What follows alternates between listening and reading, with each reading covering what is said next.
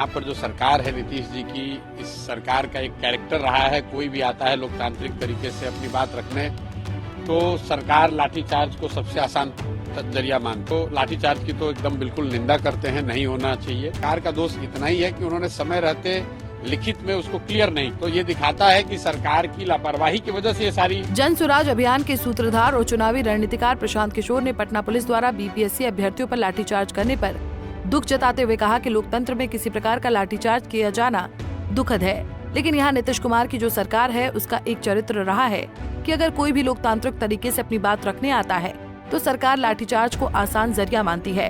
कोई अधिकारी दोषी है तो उस पर कार्रवाई होनी चाहिए। सरकार का दोष इतना है कि उन्होंने समय रहते लिखित में लोगों को स्पष्टीकरण नहीं दिया।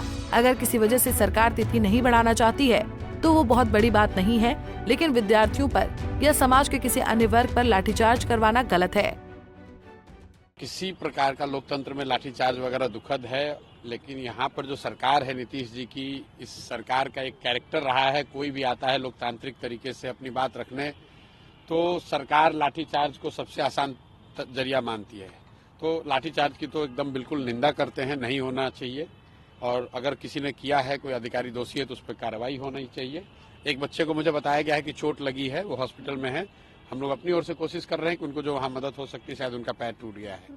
जहाँ तक विषय की बात है तो जो पूरा हल्ला हंगामा हुआ वो नॉर्मलाइजेशन को लेकर हुआ है, और मुझे लगता है कि इसके लिए सरकार का दोष इतना ही है कि उन्होंने समय रहते लिखित में उसको क्लियर नहीं किया। क्योंकि कल तो सरकार ने, अब जब हंगामा होने के बाद बता रहे हैं कि नहीं ऐसी कोई बात नहीं है, एग्जाम एक ही पेपर से होगा या कोई इसमें नॉर्मलाइजेशन की बात नहीं है, तो मामला वो खत्म है।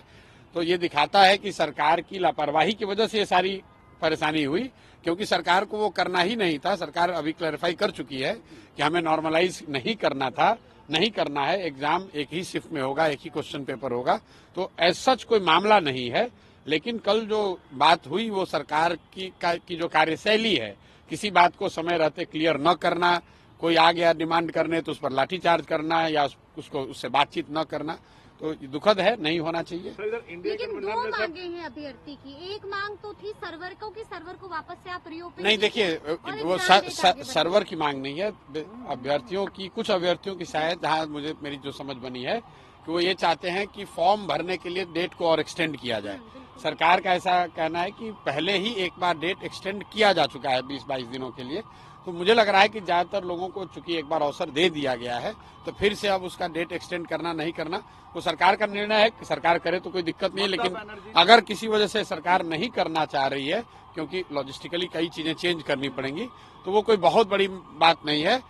विद्यार्थियों पर या समाज के किसी वर्ग के बात पर, प्रोटेस्ट पर, उनके लोकतांत्रिक अधिकार पर लाठीचार्ज कराना वो एक तरह से गलत है। और ये हुआ इसलिए कि सरकार ने समय रहते हुए अपनी स्थिति को उन्होंने क्लैरिफाई नहीं किया।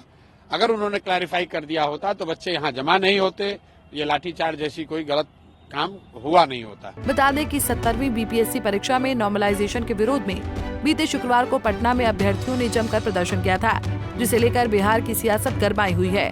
Bureau report, Punjab Kesari TV.